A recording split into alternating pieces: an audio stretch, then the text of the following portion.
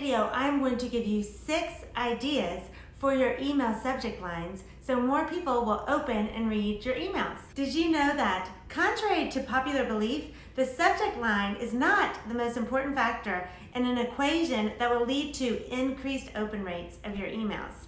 It's not. Subject lines are super important for your email. In fact, I think they are the second most important part of your email to increase your open rate. In this video, I am going to give you 6 great suggestions for your subject line to have better open rates. But you've got to stay tuned to the end of this video when I will share with you the most important factor that will increase your open rates. My name's Meredith, and this is the Meredith Callagher Show, where I help busy doctors create their marketing plans.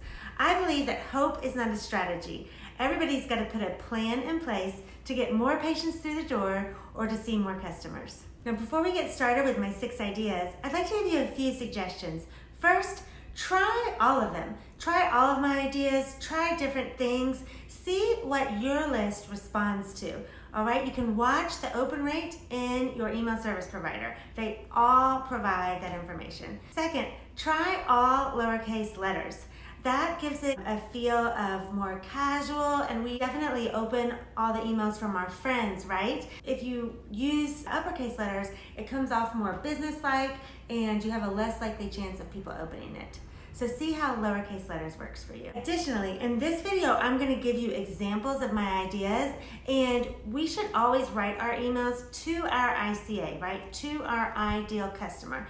So just for example purposes, let's assume that my ICA is a 50-year-old menopausal woman. Maybe I am an OBGYN and I really want to target a menopausal woman, excuse the ding, for hormone replacement therapy services that I'm offering. And just in case you're not familiar with female women that are going through menopause, they are very tired, all right? So that's one of the biggest complaints when you start to go through menopause, that you're super tired and you also have hot flashes. So you've got that information. Let's get started on my 6 suggestions. Below this video, I've included a link to a worksheet with fill in the blanks for these 6 ideas that you can use for your own subject lines. Let's dive in. Number 1, mention the benefit that you're offering your ICA.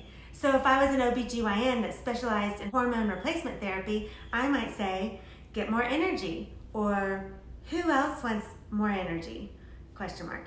Or 1 tip to have more energy today. You would say, get more blank, whatever your ICA wants, or who wants more blank today? You follow me? Awesome. Number 2, be very specific with numbers and practicality. Something like this: what every woman going through menopause needs to know about her appetite. Or 5 ways a menopausal woman can get more sleep. See, I was very specific that it was for menopausal women. I used numbers. I mentioned a specific problem they might be experiencing, like increased appetite or decreased appetite. You found it? So for you, you'd say something like, what every blank, insert your ICA, needs to know about blank, right? You see now I'm using an example for you, so I don't have a video about a bunch of blanks. Okay, number 3, be relevant. Get very specific of something that's going on right now. Use dates.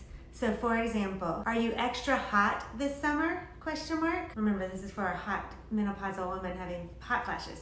So the subject line would be, are you extra hot this summer? Question mark. Or another one with dates, the subject line could be, what's new in 2019 in hormone replacement? Or you could even be more specific than that. What's new spring of 2019 in hormone replacement? If it was spring, right?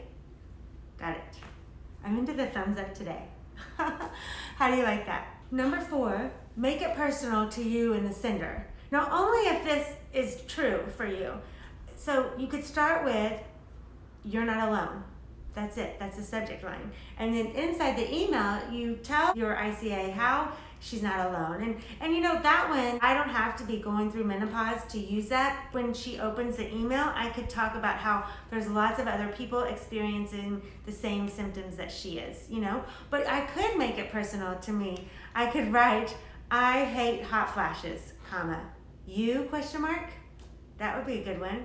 Or let me tell you how this new hormone helped me. That could be a subject line. And That feels pretty casual. It'd be awesome in lowercase letters. And then if she's considering taking hormones, it would feel great to hear from someone that actually did. Number 5, call out their challenges or mistakes. For instance, the subject line could say, here's how ignoring your hot flashes would hurt you. Or the top 5 mistakes that 50-year-old women are making. Or maybe even the top 3 mistakes all 50-year-old women are making. That's something you could write in your email. Number 6, be completely random. Throw out all the rules that I just gave you and just write anything that comes to mind. Short, small syllable words would be even better, and in all lowercase, but you could write, your favorite song lyric, your favorite food to eat, the time of day, your favorite day, but don't do this in the beginning, especially if you don't know the people that you're emailing, because it can be annoying if you get some random subject line and you open up the email and it has nothing to do with the subject line, which is what I'm suggesting for you to do. You have to know that your audience isn't going to be offended by this, okay? And how do you know that? Well, does it match your personality? Is everybody on your list patients that have already met you? You know how people will respond to you, all right? And if you don't know and you really want to try it and see how your open rate looks, okay? And actually, that's a great segue to the bonus that I promised you at the beginning of this video. I told you that I would share with you the number 1 factor in the equation that leads to an increased open rate. You know what that factor is? Who? Who sent that email? That is what will greatly increase your open rate if people know, like, and trust you, right? And so that's why Boo and I, my partner, don't suggest buying email lists unless it was super, super duper exception that made sense for your office. But the rule of thumb is we don't buy email lists because there's no like, and trust factor. Your open rate will increase when people know, like, and trust you. So if you've gotten that email from a longtime patient who agreed to let you send her emails when she came into your office, or you got to know potential patients on social media, you gained their know, like, and trust, and so they either got a freebie from you or agreed to sign up for your newsletter because they love you so much, or they know you and they think you're super smart and have shared great information, then they're more likely to open your email, right? And it's going to increase that open rate depending on who you are and the know, like, and trust that you shared with them. That's why you should stick around and watch my videos, and if you are a doctor, join our Facebook group for busy doctors, which I'll link that below, because we're sharing marketing tips with you about email and about social media and networking, in-person networking, so people can get to know you, because we want to help you increase that know, like, and trust factor so people will open more of your emails. But please, if you like this video, then I would greatly appreciate you giving me a thumbs up. That thumbs up helps more people see this video. And then if you subscribe, you won't miss a video. I'll be here every Tuesday morning.